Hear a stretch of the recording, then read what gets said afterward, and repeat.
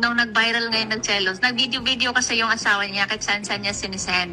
Ngayon, nag-leak yung video niya, pinopost na po sa sa media. So ngayon, syempre, bilang babae, napuno din ako.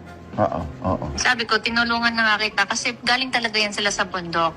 Walang-wala talaga yan si Elias before. Nakita mo naman yung looks niya before until now. Sobrang layo ng niya, ng looks niya. Tapos yung naman niya, yung parents niya, yung mama niya, sobrang tagal sa Bahrain. Hindi niya mapauwi-uwi kasi wala siyang pera, stable income. Ngayon, after 3 months na yun siya sa akin, pinauwi na niya kasi millions na yung kita niya sa akin. Sabi nga si Miss Beverly na alam mo niyo bang muntik nang tumalon sa building si Elias? Inawat lamang niya at sinabi niya bago ka magpakamatay, magpakayaman ka muna.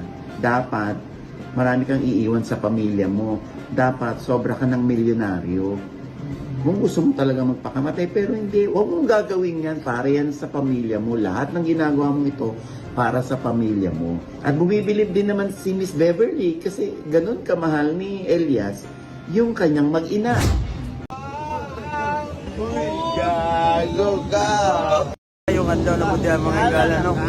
So mo ni ang trending karon, no? Araw ang amigo. Arapod. Araw.